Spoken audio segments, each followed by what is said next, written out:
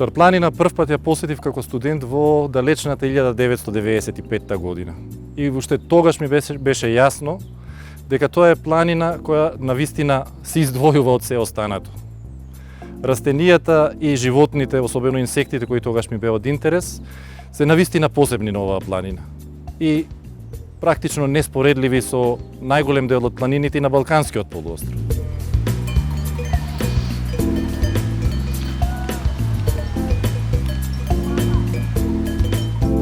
На Шарпланина од истражувањата ни се познати нешто над 1250 видови растенија, над 500 видови габи, 125 видови птици, околу 50 видови цицачи, меѓу кои спаѓа и балканскиот рис кој е нашиот символ на дивината. На Шарпланина се регистрирани над 2000 видови инсекти. Во сите овие групи има стотици и стотици ендемични видови, и растенија и животни. Сето тоа чини Шарпланина наша најбогата планина според биолошката разновидност.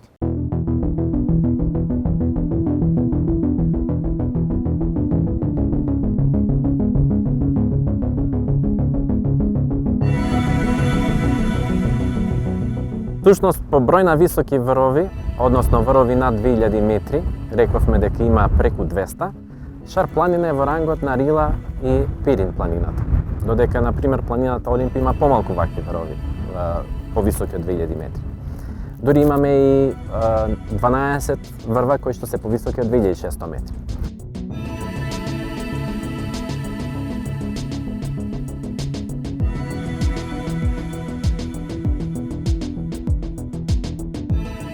Овдека имаме десетина реки кои се навистина изморедно богати со вода, посебно во пролетниот период, како што се реката Пена, реката Маздрача, Љуботенска река и така натаму. Сите изворишта на позначајните реки на Шарпланина се високо горе во планината, над 2000 метри обично, и најчесто извориштата им се наоѓаат во циркови, некогашни циркови, кои што собираат голема количина снег и во денешен зимски период. Значи, и тој снег со неговото топење, особено кон крајот на пролета, дава значителна количина на вода кон површинските водоци. Шарпланина е изворено богата со езера, природни езера, тоа се од типот на глацијални езера.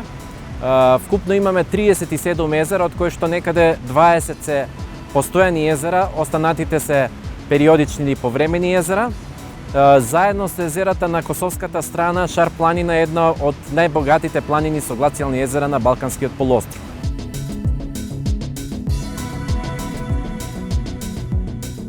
Водотеците на оваа планина нудат погодни живеалишта за исклучително висок број, односно околу 60 видови на водни безробетници од меѓународно и национално значење за зачувување.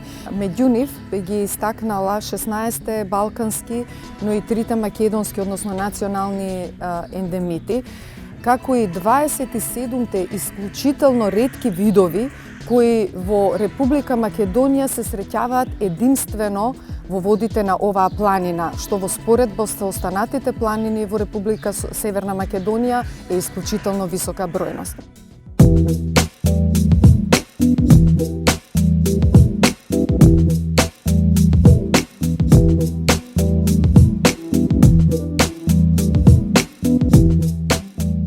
Për sa i përket pasurisë floristike të Malishar, ajo vërtet është impozante dhe këtë drejtim unë mund të theksoj po t'i referohemi vetëm florës vaskulare.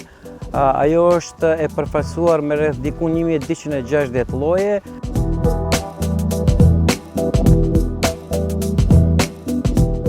Në kuadër të studimit të valorizimit të vlerave, janë identifikuar diku rreth 55 lloje endemike, të cilat disa kanë shtrirje lokale, ndërsa të tjerat kanë edhe shtrirje pak më të gjerë, pra shtrirje ballkanike. U identifikuan rreth 26 lloje të cilat kanë shtrirje shumë të vogël në kuadër të territorit të Maqedonisë, por që në Malinshar janë shumë të zakonshme.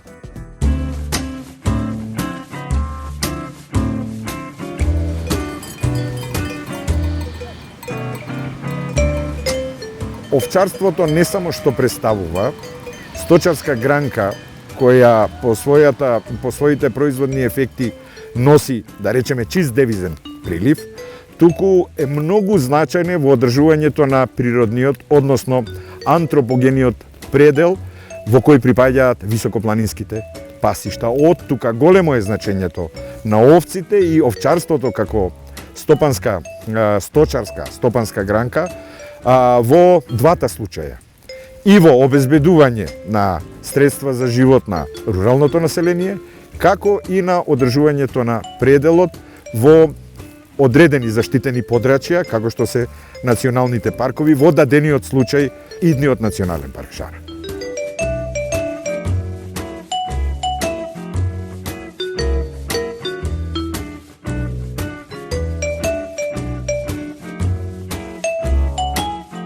Храната која е произведена во овие рурални домакинства, која може да се подреди и во органските типови на производство, може и текако да влие врз туристичката понуда, која секако дека ќе биде голема во иднина, со оглед на фактот дека подрачјето ќе биде заштитено и од тука се обезведува и моментот на диверзификацијата на струките, на производството, кој ќе овозможува сопственото производство да се пласира и на гостите кои секако ќе дојдат да уживаат во оваа прекрасна убавина. Jo më herë dhe ari, merrem me blegtori, bujqësi, kam 4 fëmijë, di djem, di vajza, po kam dikon 200 krerë del. Merremi me këtë punë gjatë kohë dhe vazhdojmë ti rrugë, ti kultivojmë. Do të rregullohen ndoshta infrastruktura, do të mbrohen pijet, mali do të mbrohet, bjeshkët, lumet do të mbrohen. Kjo mendoj se do të jetë pak më mirë, mendoj se edhe të rinj nëse përmirësohen kushtet, do mendojnë që të rinj punojnë këtu, të jetojnë këtu.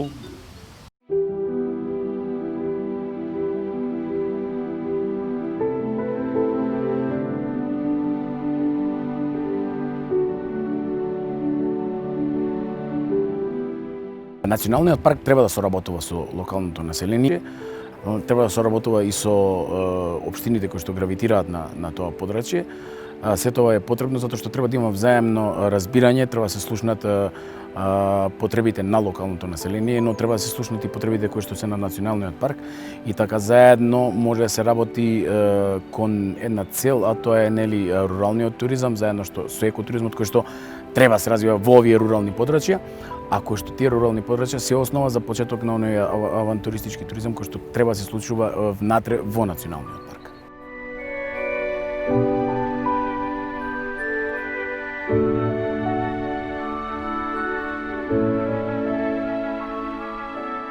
Доколку успееме да ја прогласиме Шарпланина за национален парк, ние ќе заштитиме околу 54.000 или нешто повеќе хектари со извонредни природни и културни богатства, кои ќе ги зачуваме за нас и се разбира и за идните поколенија.